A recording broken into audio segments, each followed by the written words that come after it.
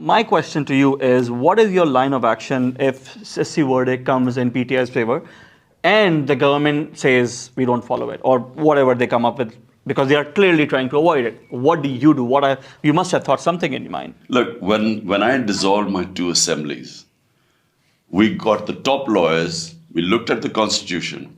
Every lawyer in Pakistan has said that the moment you dissolve your assemblies, no government elections have to be held within 90 days. I mean, this is unambiguous. There is just no doubt about this thing. So the moment you get out of 90 days, you are in violation of the constitution. And it is one of those violations where once you get out of 90 days, who decides when? So if the government says in October, well, why not in December? Why not next year? So the moment General Zia got out of the 90 days when he came into power and he said, I will hold elections in 90 days, the moment he got away, he lasted for 11 years. So if the government does not accept the Supreme Court verdict, means it is now violating the constitution, then the Supreme Court could slap contempt on the government. And let me assure everyone that the entire people of Pakistan will be standing with the Supreme Court. And what does PTI plan on doing? Are you planning on going back on roads? What's the line of action? No, I think it just won't be PTI. You will have the lawyers community, all the legal community will be standing on one side, because there is just no way you can. The constitution leaves no doubt that the elections have to be held in 90 days. So therefore, it will be very difficult to defend anyone who then thinks that the elections can be delayed, just because the government is petrified of losing the elections, because all opinion polls show that they are going to be decimated. Therefore, they just are running scared of the election, and they are willing to even violate the constitution. And this is very nicely leans into the next question that I have. You have been demanding elections the moment you left the government. You were basically ousted. And all the by-polls you have swept, you have gone like 7-6-0 in your own election. And you have expressed multiple times that you are looking to sweep the elections. 2/3 majority is what you're looking for. And you have also said in your previous interviews last year that we will not accept the result if we don't get that. So my question to you specifically would be, will you accept this election result if you don't get outright the majority and will be forced to make coalition government? Are you confident of free and fair elections? I have never said that I will not accept the election results if we don't get 2/3 majority. All I have said is that right now, if you look at the opinion polls, you look at the by-elections where despite total support by the establishment and the Election Commission, the 12-party coalition has only won 7 out of 37. PTI has won 30 by-elections. So it reflects that the PTI is going to sweep the elections, and hence the government scared of elections and running away. But I can't say what the elections would be, whether I will accept the results or not, because we don't know what the election commission is totally controlled by the government, as is obvious in the Supreme Court. The election commissioner had no constitutional right to prolong the elections. They could not have announced the election in October. This is a violation of the constitution. In fact, the election commission should be held in contempt, because the constitution is clear. Their job was to hold the elections when as required in the constitution. They couldn't have given a date in October. So my point is that we will see what happens in the elections. I can't say whether we'll accept the result or not, because I don't know what will happen in the elections and how the election commission and the establishment will behave. I don't know. Going forward, and you obviously in the last 12 months, you have been talking about military's role. Have you planned in restructuring civil-military imbalance that we are seeing? How do you plan on working on that? Look, Pakistan has to change. Where we are stuck right now, Pakistan is stuck in the worst economic crisis in our history. Now, if we have to get out of this crisis, Pakistan has to completely be restructured. Our governance system has to change completely. We have to have rule of law in this country to create the enabling environment to attract investment in this country, because we have hardly any investment coming in. Our biggest source of investment are overseas Pakistanis. there are about 10 million overseas Pakistanis. Their GDP is in dollars, is more than the GDP of Pakistan. The 16,000 US American physicians, Pakistani American physicians, their net worth is $200 billion. Yeah. The 10 rich Pakistani businessmen in the US have net worth is $25 billion. Just the money sent out from Pakistan, from Pakistanis to Dubai, where they have brought property in Dubai, 20,000 Pakistanis have property worth $10.4 billion in Dubai. So now, number one, why is money going out of Pakistan? Dollars going out. Number two, how can we attract the huge 10 million Pakistanis with dollar deposits, dollar earnings? How can we attract their investment into Pakistan? That is the two issues. And that can only happen if we fix our governance system. But I'm specifically asking about a civil-military imbalance that has, caused so much grief in the last 1 year, as you clearly mentioned in the first answer. Specifically, keeping to civil-military imbalance, how do you look at that?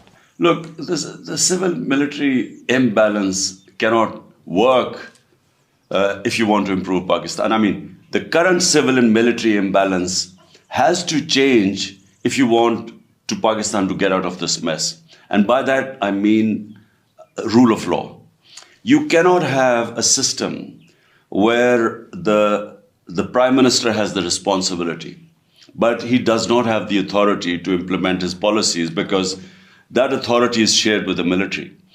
There's no doubt that there's a role of, you cannot wish away the role of military in Pakistan because it's entrenched for 70 years.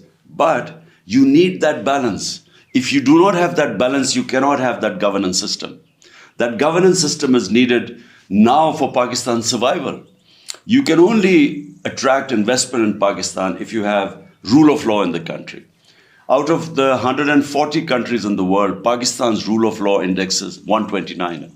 So if you don't have rule of law, you can't attract investment. Without investment, Pakistan is stuck in this debt trap. We are stuck. We're just taking loans to pay back loans. It's almost like a domino effect, like everything is collapsing.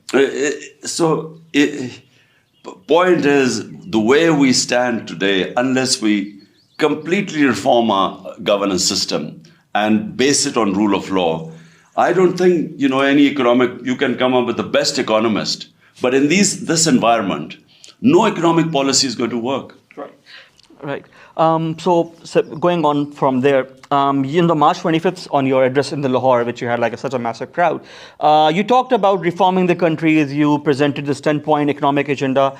Could you be more specific about those reform agendas, and what would you have done differently if you were still in power right now, like in the last 12 months? The only thing different would have been to impose rule of law.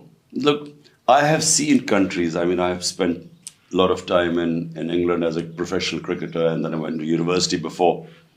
So the big difference in countries that are prosperous and the ones that have high levels of poverty is only one: rule of law. But that's isn't a very generic, very broad level thing, which is why I'm specifically asking in terms of immediate concern that we have, for instance, economy. Look, how would you look at it? Economy is completely connected with rule of law, which then establishes, gives the enabling environment for investment.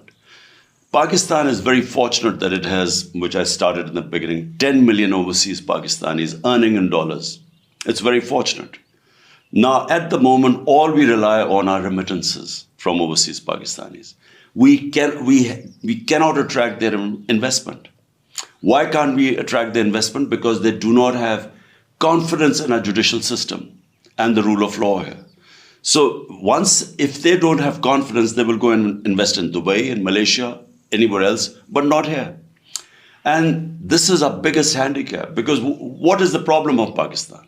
It's our current account deficit. Our problem is that we have more dollars going out than coming in.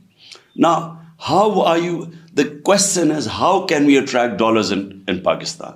The number one way, of course, is exports.